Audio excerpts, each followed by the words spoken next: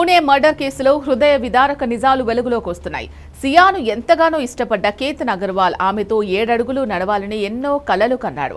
దాదాపు 600 కోట్ల ఆస్తికి వారసుడైన కేతన్ తన పెళ్లిని అంగరంగ వైభవంగా జరపాలని ఆశపడ్డాడు. కాబోయే భార్య కోసం రాజస్థాన్లో ఏకంగా 17 కోట్ల ఖర్చుతో ఒక లగ్జరీ ప్యాలెస్ ను కూడా బుక్ చేశాడు. సియాతో ట్రిప్స్, ప్రీ వెడ్డింగ్ షూట్స్ అన్నీ పూర్తయిన తర్వాత సంతోషంగా పెళ్లిపీటలెక్కాలి అనుకున్నాడు.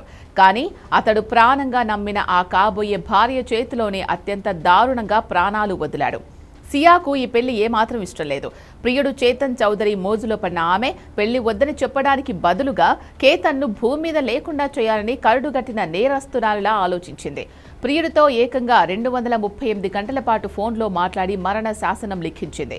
జూన్ 6న బాలి ట్రిప్ వెళ్లకుండా పాస్పోర్ట్ దొంగిలించి చించేసిన సియా జూన్ 14న లోహాగఢ్ ఫోర్ట్లో పాము ఉందంటూ నాటకమాడి తొలిసారి లోయలోకి తోసే ప్రయత్నం చేసింది. చివరిగా జూన్ 18న అదే లోహాగఢ్ ఫోర్ట్ వద్ద తన ప్రియుడి సాయంతో కేతన్ను 400 అడుగుల లోయలోకి నెట్టేసి నిస్సహాయాన్ని చేసి చంపేసింది. ఒకవేళ ఇక్కడ కూడా బతికిపోతే మహాబలేశ్వర్లో చంపేందుకు ప్లాన్ సి కూడా రెడీ చేసుకుందంటే ఆమె ఎంత క్రూరంగా వ్యవహరించిందో అర్థం చేసుకోవచ్చు. ఈ ఘాతుకంతో కేతన్ కుటుంబం కన్నీరు మున్నీరుగా విలపిస్తోంది. మా అబ్బాయి ఆమెను ఎంతగానో ప్రేమించాడు. ఒకవేళ ఆమెకు ఈ పెళ్లి ఇష్టం లేదని ఒక్క మాట మాకు చెప్పుంటే ఈ పెళ్లిని మేమే ఆపేసేవాళ్ళం.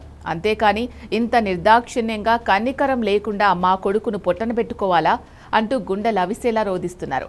పెళ్లి జరిగి భార్యాభర్తలుగా కొత్త జీవితం ప్రారంభించాలని కేతన్ ఆశలు ఇలా మరణ శాసనంగా మారడం ప్రతి ఒక్కరి చేత కంటతడి పెట్టిస్తోంది.